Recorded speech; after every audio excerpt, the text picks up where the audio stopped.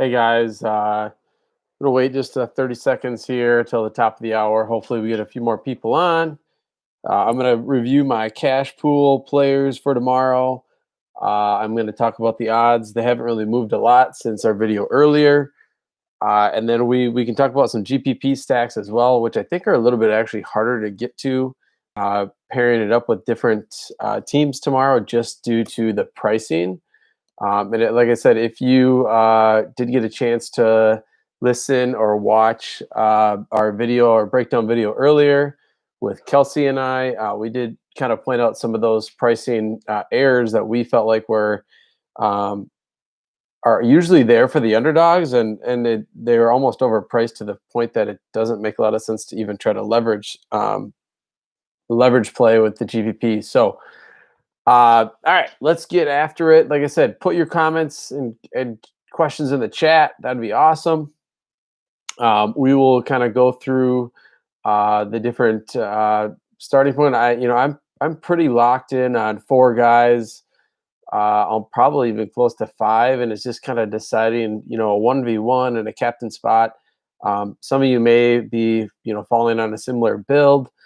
So I think there will definitely be some more popular builds tomorrow just due to the players, but there might be just a 1v1 or a captain spot that is determining your slate.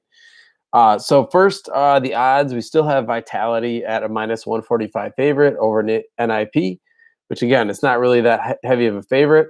But if you look at the pricing, NIP, their top four players are all priced.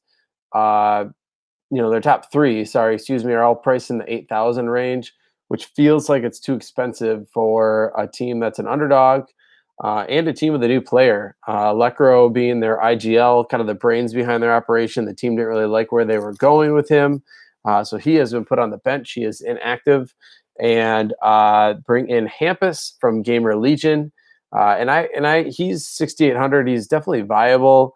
I just think that when you are dealing with a brand new player on a new team, I like to just give it a little bit of time just to see what happens. Similar to Bemis for FaZe, he's been okay, but almost every time he's been 4 or 5 on the team. So I think that tread lightly with Hampus if you want to go that route. 6,800 is viable, but it's not somewhere I'm going with them being an underdog and him being on a new team. Navi is minus 180 against Ents. Minus 180 being the biggest favorite of the slate, actually, which is pretty surprising. Most of our slates were definitely dealing with, minus 500, minus 300 favorites. Tomorrow's slate, the biggest favorite's minus 180. I think that is pretty insane to think about. So I do think Simple will be the most popular player on the slate. And for a couple of reasons. He was more expensive today in a tougher matchup. And he underperformed. So I think underperformed to what our standards are. So I hope that takes a little bit of ownership off of him. I'd be in cash games. I have to think he's going to be 80, 90% owned, especially in those smaller cash game, like 11 mans, 22 mans, where a lot of the sharp players are playing. Not, the bigger single entry ones, you might catch a few random lineups that don't have a minute, but I think he'll be pretty popular. I think that next decision you'll be making with somebody with like Simple is if you use him in the captain spot. And I'll kind of review that when we get to my cash pool here after I go through the odds. So if you're just hopping on, I'm walking through the odds. We're going to go through my cash pool, and then we will hit some GPP targets, throw questions in the chat, hit the subscribe button. You can also check out Kelsey and I's video that we did earlier. He's got a great mind with CSGO, DFS. Really analytical, high stakes player who's really successful. On Ents, Ents is bringing in a new player as well, Jampy, which he is only allowed to play in non-major events due to some other issues in his contract. So Seven, who played in Road to Rio, is actually not playing at all tomorrow. So hey, Zeekster, glad to have you back, man. Throw your questions in the chat. So Yeah, Ents again. We have Alu at 10,000, which is just insane to me that he's more expensive than Zaiwu and more expensive than Simple. So that part alone, I think he has upside. We saw that in some of the Road to Rio games where I think one map he had close to like 80 points after two maps, and then got the sweet bonus was over 100. So I mean, he's definitely got upside. I just don't know that taking him here as an underdog, as the most expensive player on the slate is really worth it. And then the last odds we have here is 100 Thieves at minus 145 against Cloud9. Again, I think it's going to be a really close game. And I'll touch on my favorite play from that matchup, but I think in GPPs this would definitely be a way uh, to leverage some ownership by just taking a stand on one side and hoping that it's not that close. So I'm going to go through my player pool. Hunter, you think Ents is beating Navi? I think Navi is always beatable. I really don't love stacking Navi. I just don't think there's any way you get away from Simple. And three maps for Simple, that's awesome. No matter what, he's going to average over 15 or 20 points per map. So I think if Simple and maybe one other guy you're playing from Navi, then I think that you're definitely benefiting from using Simple. Now, if there's guys that you really like on Ents, I think that's fine. But in cash games for me, where I normally play, I just cannot see myself getting up to somebody like Alu. Hey, Grills Bears, glad to see you guys on here. So I'm going to go through my cash pool. It will start with the two most obvious plays of the slate. Zaiwu and Simple. I think that because of the pricing, there's not a lot in the low eights, and in the 7K is not that great.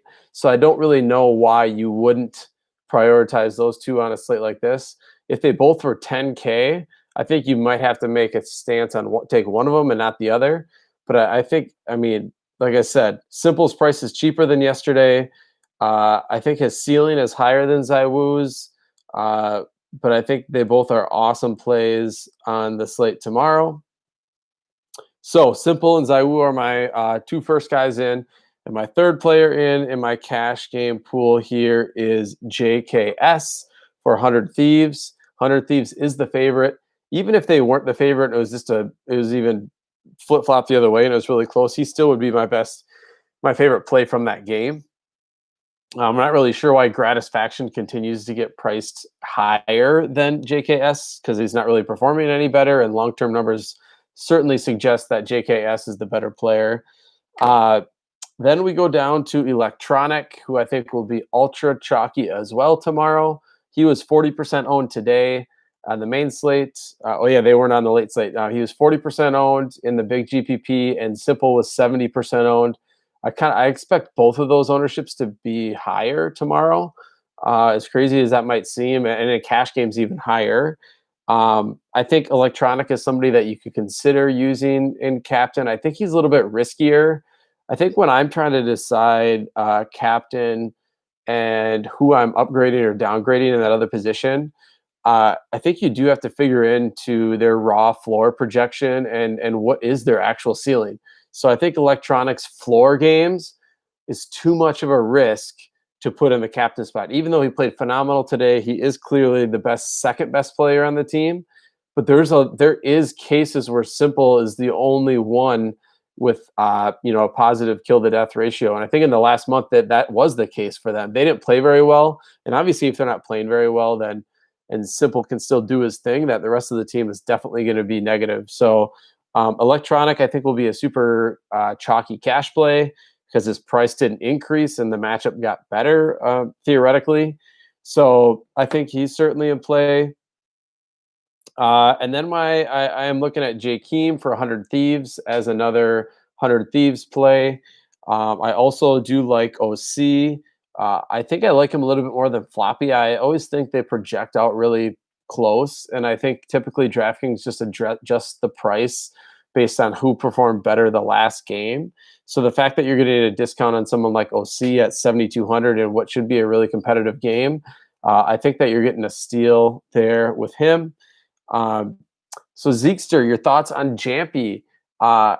I think he's certainly talented, and he has some good underlying stats when he has gotten a chance to play. I just don't know, as an underdog here, somebody just get thrown in. Um, I don't know. It's just not in cash games, at least not somebody I am targeting. I think in GPPs, if you wanted to pair him with a Lou, I think that would be a viable option. I think Sergey is a little bit too expensive at 8,000. So if you're looking at Ents, you have Sunny and Ariel. I don't know. I'm just not really about Ents. I think a Lou's price tag just really scares me off because he'd be the one. If he was like mid 8K, I think he would be certainly viable. I think the problem is they price him so high, it makes it really difficult to get there because then you are giving up the ceiling games potentially from Zaiwu and Simple. The value on this slate is just not as appealing as I've seen in other slates. If you want to pick between the roulette of who's not going to be the worst Navi player, then go ahead and choose between Flamey and Perfecto.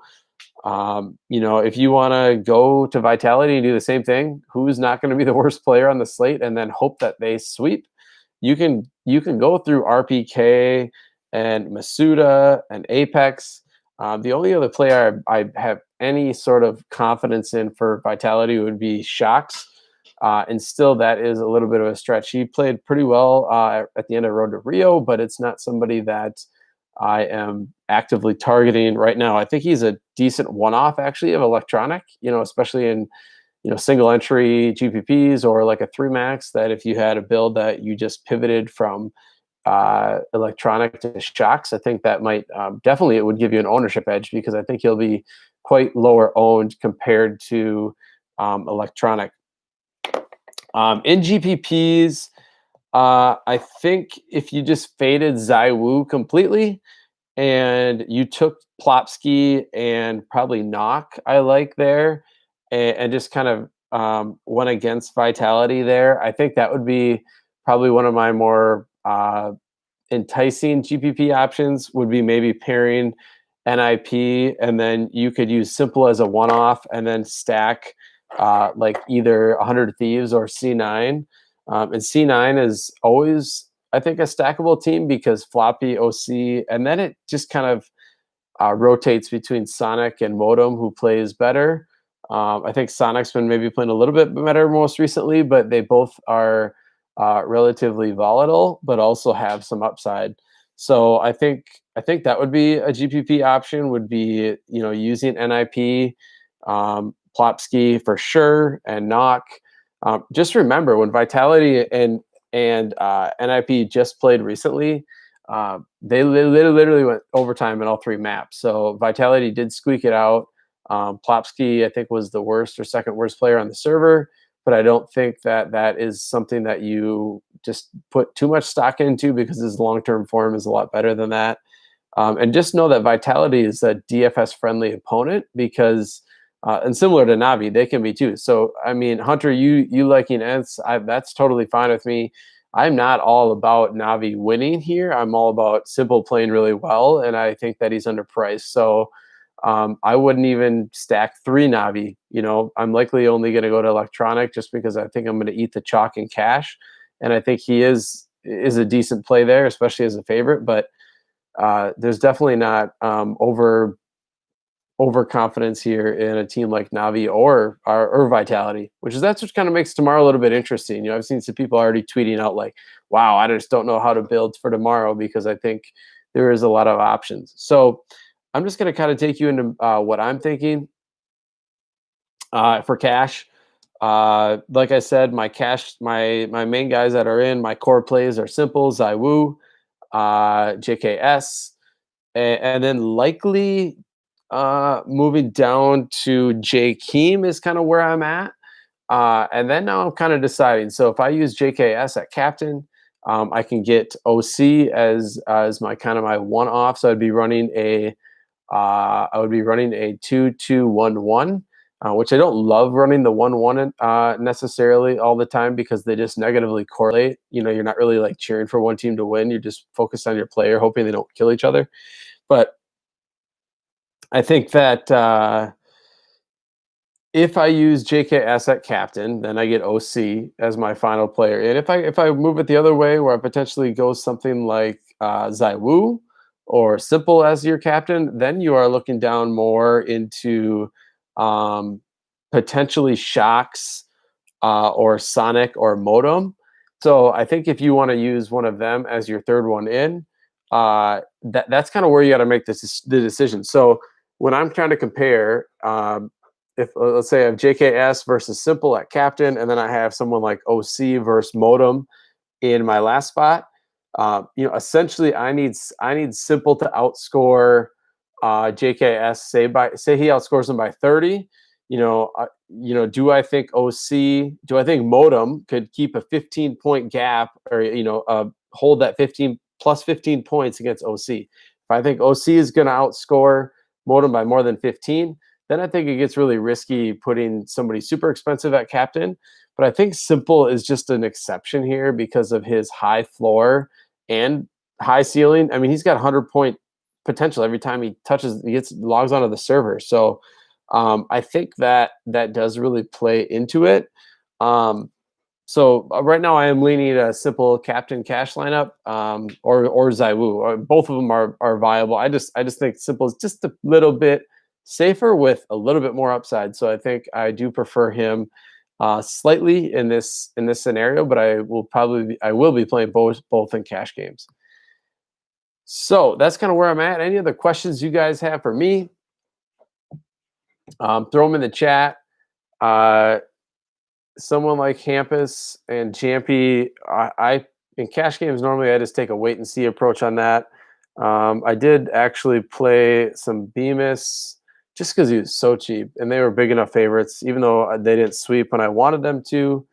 I am bringing up FanDuel here. Not something that I play a ton, but I know there's a lot of you out there that do. And it looks to me like they actually are keeping off tomorrow's early game, and maybe they've done this quite a bit. Like I said, I have not played FanDuel. Electronic, I think he's a great play. Not only just based on his performance today, but over the 3-month, 6-month sample size, he's the only other play on Navi that has a positive kill to death ratio, and in a spot where they're a favorite. I think we do see Simple and Electronic carrying them, and I do think it's really hard to pair anybody else with Simple other than him because they literally rarely have, are in the positive kill to death. And if you look over those 1, 3, and 6 month long-term numbers, none of them are even close to even breaking even.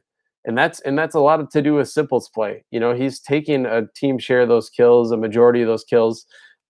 Electronic is a little bit better than the bottom 3, but I think at 6.8K as a favorite, I think you're probably getting like $1,000 discount on him, where I think he should be probably closer to the high 7s on a slate like this tomorrow.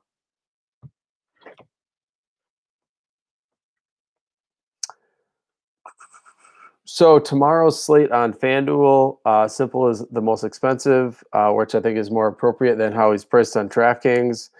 Alu at 11.9. I think both of them are in play. I think the pricing is definitely tighter in FanDuel, where you can't just like automatically plug in the top 3 players. OC and Floppy are both more expensive than JKS, which I think that makes JKS a really nice play in your FanDuel lineups. Electronic is not as cheap as he is relative to the rest of the slate. He's still viable on FanDuel. Jakeem is also viable on FanDuel. They do have Ence's lineup wrong. They do not have Jampy in there. They still have 7, who is not playing. So make sure you do not use him tomorrow if you're playing FanDuel. I don't know how AZR is priced higher than Jakeem. And I'd have to look closer at the scoring too. I think FanDuel scoring might be a little bit different. Andy, I know you have to use the team spot. So tomorrow, I think the team spot. I don't know. It's kind of. I think I wouldn't prioritize that position. If you need those couple $100 extra, to just go down to C9 instead of playing like 100 Thieves.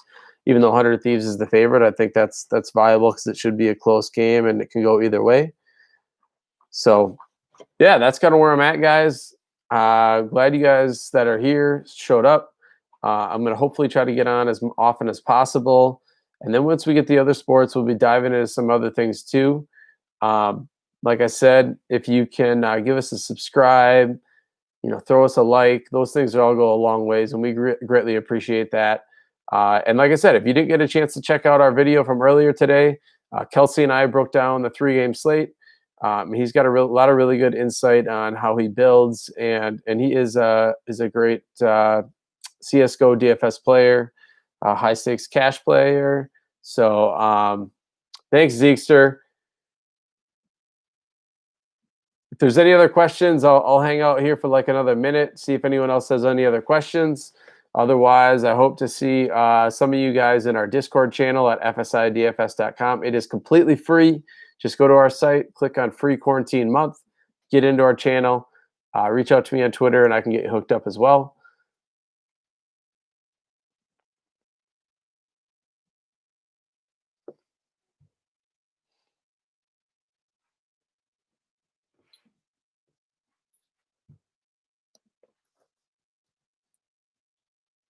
Later, man.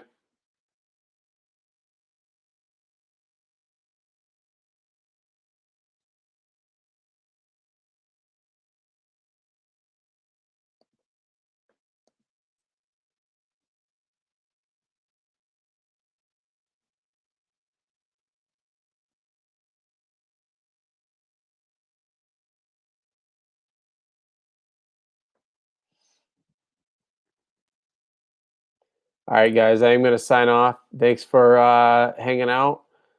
Be on the lookout for more of these live streams from myself and even from Gator for soccer. So we are trying to reach out to as many of you as possible in all the different avenues. So Discord, YouTube, Twitter, feel free to hit us up. Have a good night.